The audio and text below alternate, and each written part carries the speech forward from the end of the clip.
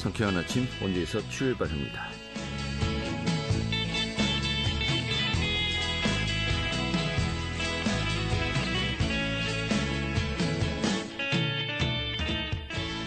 안녕하십니까. 11월 24일 목요일 아침에 인사드리겠습니다. 상쾌한 아침 원주에서 출발합니다. 진행의 흥태호입니다. 자, 오늘도 아침에 강원 내륙 지역 안개가 짙게 꼈습니다만 낮 동안에 맑은 날씨가 이어질 것으로 보이고요. 또 오늘 낮 기온도 14도까지 오를 것으로 보입니다. 하지만 또 일교차가 여전히 크죠. 건강관리 유의하셔야겠고요. 내일 밤 사이 중서부 곳곳에 5mm 안팎의 비가 내리겠고요. 다음 주 초반에는 전국에 이 비가 내릴 것으로 보입니다.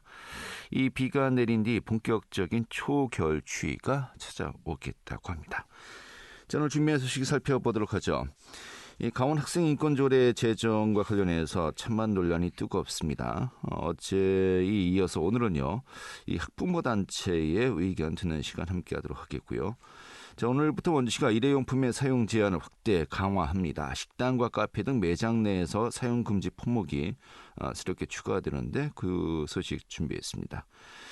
또 원주 평생학습원에서요, 배달 강좌를 시행한다고 합니다.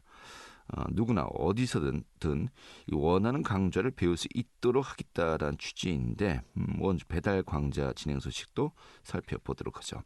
11월 24일 목요일 상쾌한 아침 원주에서 출발하겠습니다.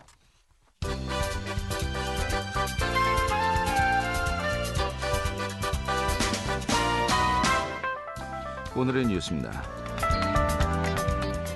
이 겨울철 코로나19 유행이 본격화되면서 확진자와 사망자, 중환자도 가파르게 증가하고 있습니다.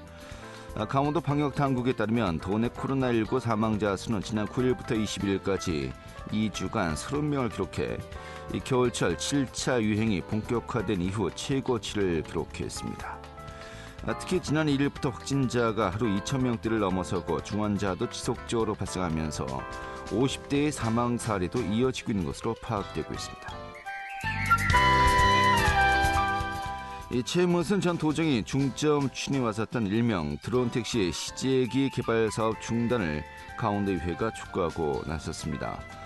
도의회 경제산업위원회는 어제 산업국 소관의 내년도 예산안 심사에서 도심항공교통인 드론택시 시제기 개발 사업에 대한 성공 가능성이 불투명하다는 비판을 제기했습니다. 또 시제기 개발에 성공하더라도 가운데에서 얻을 수 있는 실익이 없다는 계약상의 허점도 지적했습니다. 오늘의 뉴스였습니다.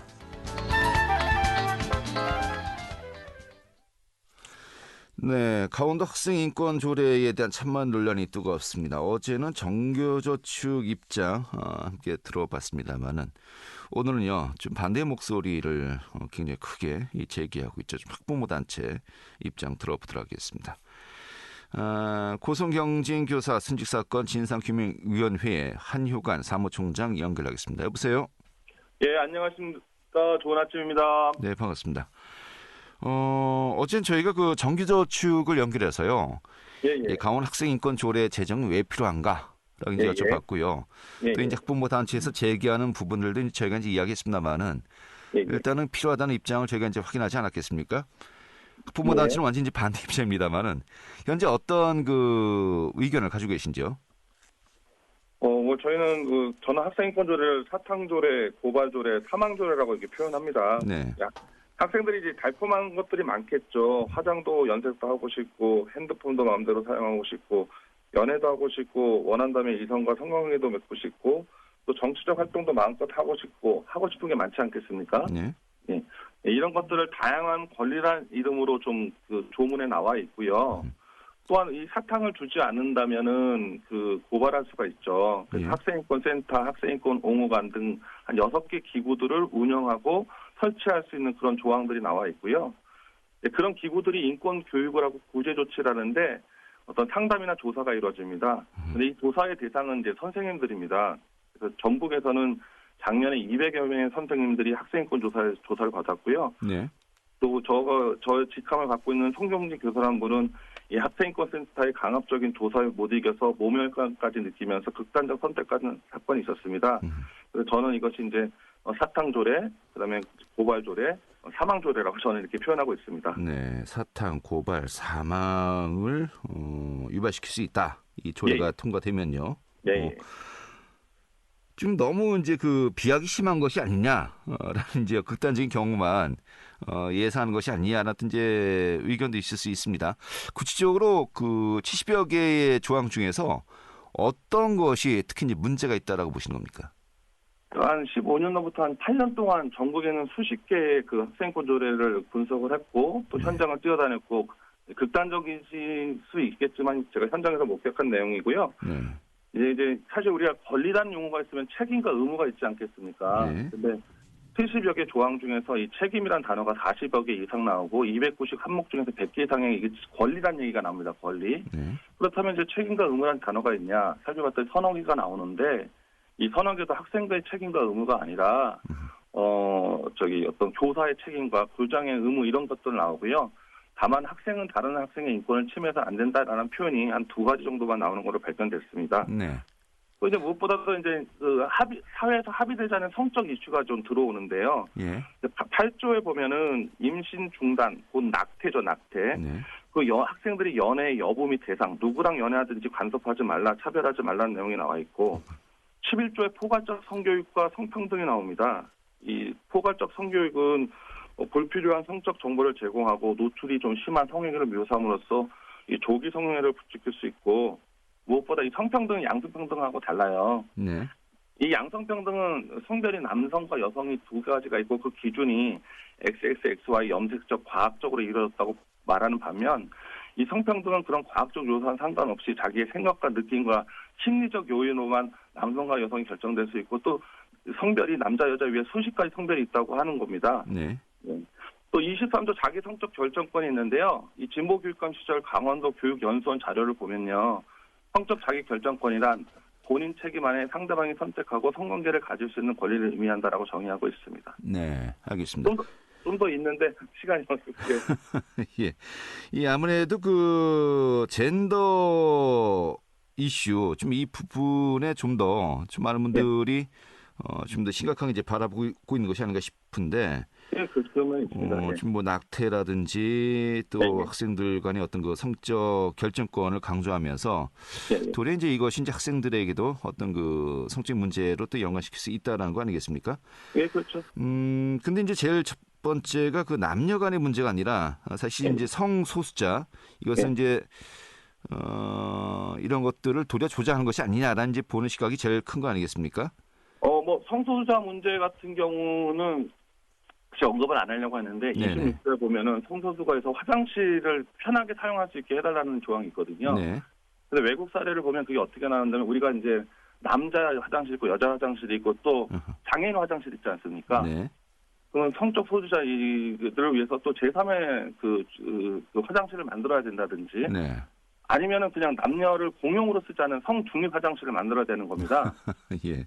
그게 이제 그런 표현들이 이제 드러나진 않지만 아까 말했듯이 이제 성소수자들도 화장실도 편안하게 이용해야 된다는 거고 무엇보다도 이 성소수자라는 용어 자체가 아직 정의가 되지 않았어요. 보통은 LGBT라고 얘기를 하지만 플러스라고 해가지고 뭐 오만 자꾸 죄송합니다. 수많은 것들이 들어갔기 때문에 그러면 우리가 이제 얘기하죠. 이 소아성애자들과 어떤 그런 동물과 하는 그런 사람들도 성소수자로 알겠습니다. 뭐 거기까지 가면 너무 극단적이고요. 아니 외국에서는 그렇게 주장하고 있고 아니 근데 말입니다. 또 이런 것이 있지 않습니까? 차이는 인정하되 차별은 둬서는 안 된다. 모든 인간은 어떤 성적 어떤 그 취향이 다르다고 해서 또 차별을 둬서는 안 되지 않느냐. 물론 그런 부분에 대해서 어떻게 봐야 될까요? 뭐 제가 임신 출산을 얘기하면은 당신은 임신 출산 학생들이 있음에도 불구하고 그들을 차별화하고자 하느냐 혐오 세력이다 이렇게 공격을 하는데요.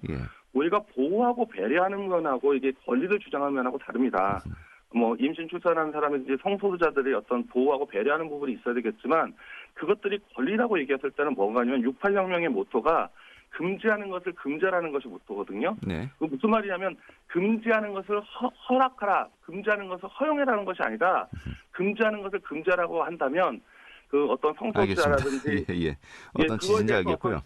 그걸 조금 반대 의견을 나타내는 사람들을 제압하는 표현도 못하게 하는 그런 어떤 요소로 나타납니다. 알겠습니다. 이 학생인권 조례 한 3번 정도 추진을 하다가 이제 제대로 이제 결과를 내지 못했었고요. 이번엔 네 번째 시도인 것으로 알고 있습니다만은 제가 어제 또 질문했었어요. 사실 지난 도정에서 또 교육감도 그렇고요. 또 도의회도 그렇고 사실 이러한 그 조례를 제정하기에 좀 굉장히 유리한 어떤 의석 비율을 차지하고 있었음에도 불구하고 실패를 했었는데 이젠 더 어려운 게 아니냐라고 이야기하고 있습니다. 사실 좀 이 부분에 대해서 이렇게 강하게 좀 반대 목소리를 내지 않더라도 좀 어느 정도 그 물리적으로 좀 불가능한 상황이 아닌가요? 어떻게 봐야 될까요?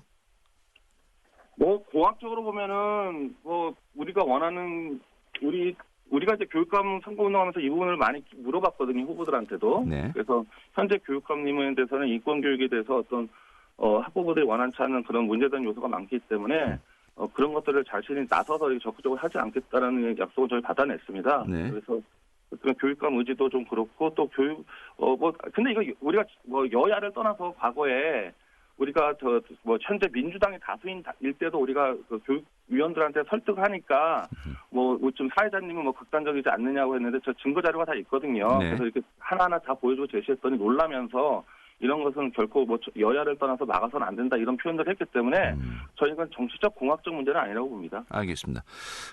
그렇다면 이제 사례를 이제 말씀하셨는데 이미 다른 지역에서는 이런 비슷한 내용의 조례안이 통과된 지역이 또 있지 않습니까? 현재 어느 지역들이 이러한 조례가 또 현재 시행되고 있습니까? 2010년도 경기도에서 시작됐고 12년 서울, 그다음에 광주, 전북, 그다음에 제주, 충남 이렇게 6군데에서 시행되고 있는데요. 예. 현재는 이 10여 년 동안 하는 많은 폐단이 발견돼서 서울은 주민들이 오히려 폐지 동의안을 벌써 통과를 해갖고 심의 중에 있고요. 네. 충남에서도 이 폐지 운동이 일어나고 있고 이 전북에서는 아까 말했듯이 교원사 노조가 작년에 200명의 교사들이 조사를 받았고 자신들이 9년 동안 추정해보니까 1,800여 명이고 이거는 전북의 10% 교원들이 조사받고 있기 때문에 네. 전북에서는 이 개정 움직임도 일어나고 있습니다. 네. 그래요. 그러니까 수도권과 또 호남 지역, 그러니까 이제 영남 지역을 빼고는 거의 대부분 지역이 이미 시행하고 있다라고 봐도 되는 것인데 이게 이제 그게 아닙니다. 예. 17개 중에서 6개밖에 안 됐고요. 네.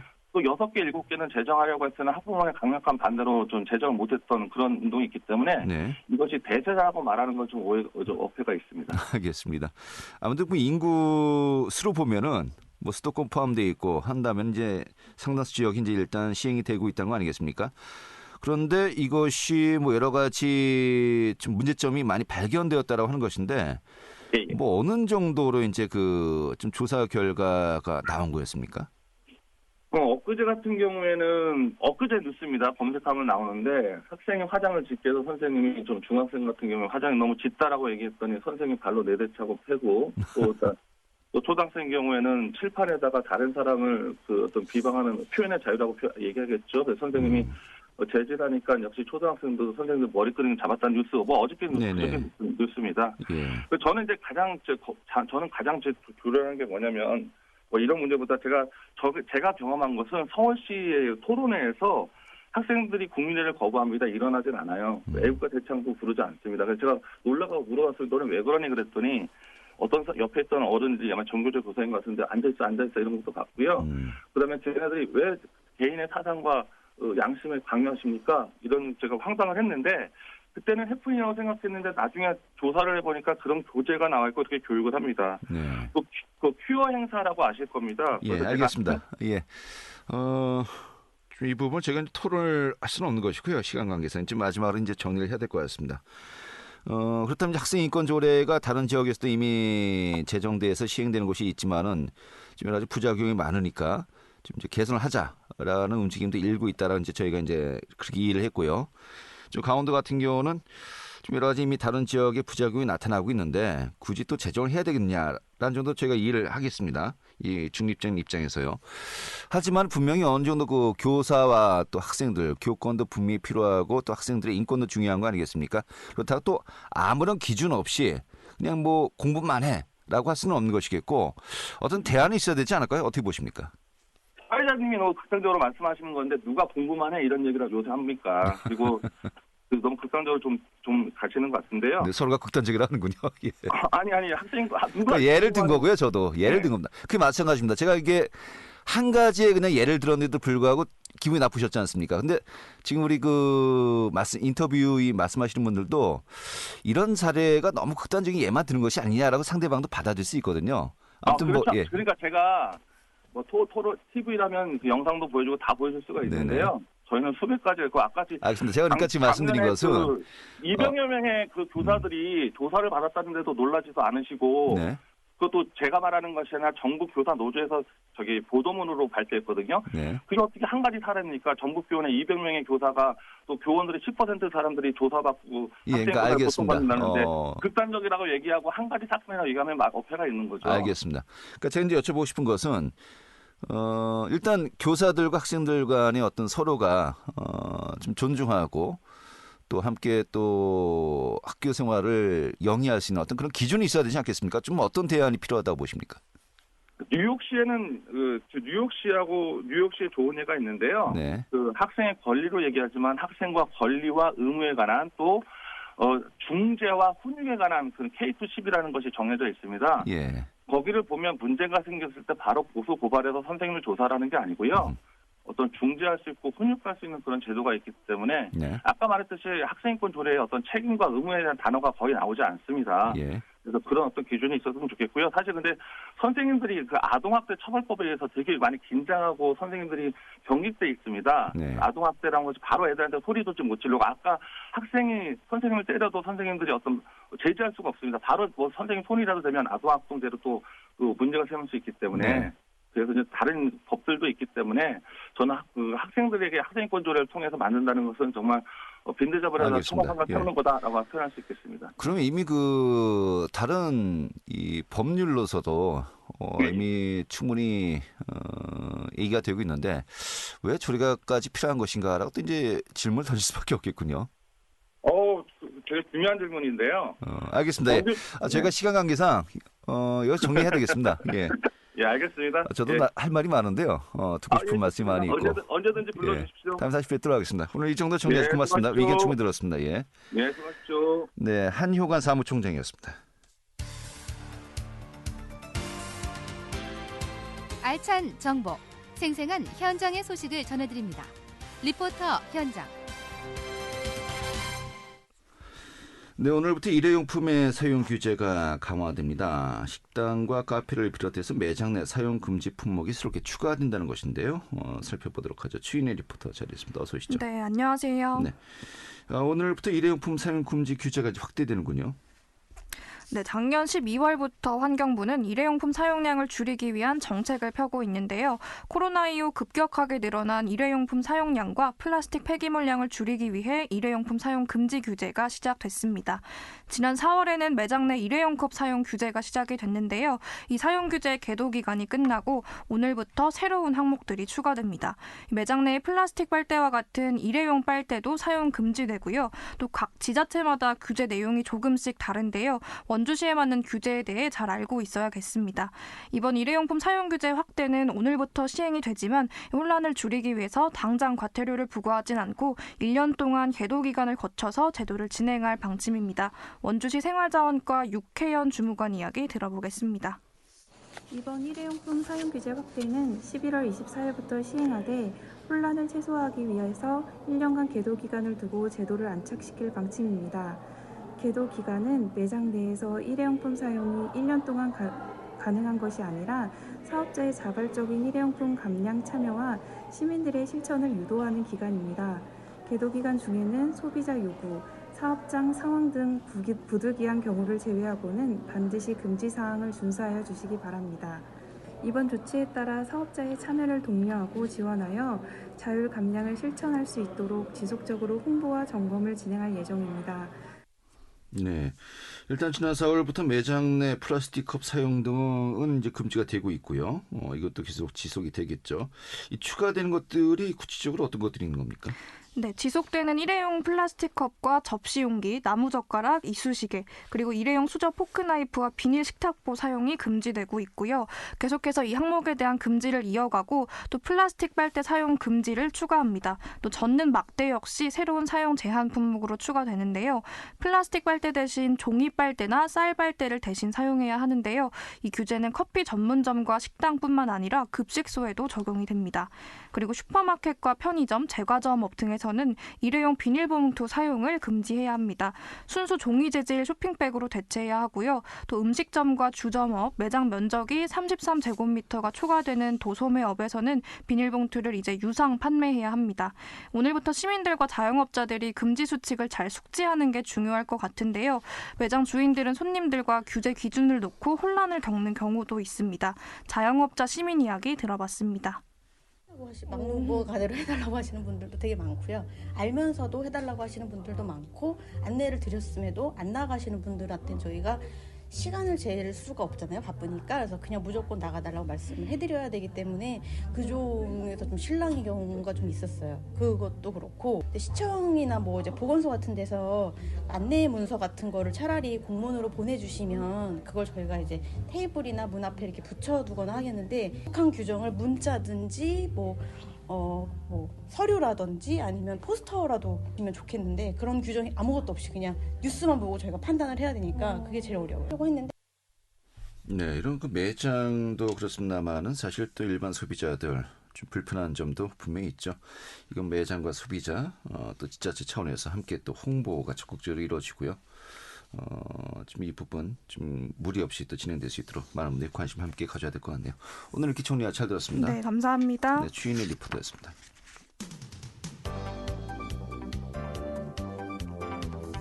생생한 현장, 유익한 생활 정보를 전해드리겠습니다. KBS 원주라디오 상쾌한 아침 원주에서 출발합니다를 함께하고 있습니다. 네, 원주 평생학습원에서요 배달 강좌를 시행한다고 합니다. 누구나 어디서든 원하는 강좌를 배울 수 있도록 하겠다라는 취지인데 오늘 그 내용 살펴보도록 하죠. 원주시 평생교육원 학습관의 이대호 담당자 연결하겠습니다. 여보세요. 네, 안녕하십니까. 네, 반갑습니다. 자, 이 평생학습원에서 수요자 중심으로 학습 체제 구축을 하겠다. 그래서 배달 강좌를 진행하고 있다는 것인데 배달 강좌 처음엔 굉장히 생소했습니다. 이게 어떤 개념입니까? 네, 이 평생학습 배달 강좌는 저희 학습관에 오시기 힘든 학습 희망자한테 심히 원하는 장소에서 강사를 파견해서 그 진행하는 평생 교육 프로그램입니다. 네. 이 목표는 이제 언제 어디서나 누구에게나 열려 있는 평생 교육 분위기 조성을 위해서 운영하고 있습니다. 네. 일반적으로 강의하면은 그 지정된 시간에 지정된 장소에 수강생들이 찾아가서 듣는 거 아니겠습니까? 그런데 네, 맞습니다. 이 개념은 지금 일정 수 이상의 인원이 모이면은 누구나 원하는 장소에서 강좌를 지원받을 수 있다는 거 아니겠습니까? 네, 어떤 맞습니다. 강의가 가능한 겁니까? 현재로 저희 강사 풀을 운영하고 있는데요. 그 강사 풀 안에서 뭐 인문, 교양, 취미 등 다양한 강좌들을 운영하고 있습니다. 네. 어떤 강좌가 있는지 궁금하기도 한데. 예를 들면 외국어 같은 경우에는 뭐 영어라든가 스페인, 뭐 일본어, 중국어 이런 것들을 운영하고 있고요. 네. 취미 교양 강좌 같은 경우에는 공예, 뭐 자수, 그다음에 각종 스포츠 댄스라든가 이런 것들을 운영하고 있습니다. 아, 또한 그렇습니까? 이제 미디어를 위해서 어르신들을 위한 뭐 미디어 활용이라든가 젊은층을 위한 뭐 모바일 미디어 제작 등을 운영하고 있습니다. 네. 올해 벌써 뭐 3기까지 진행되었다고 하는데 일정별 프로그램이 어떻게 진행이 된 겁니까?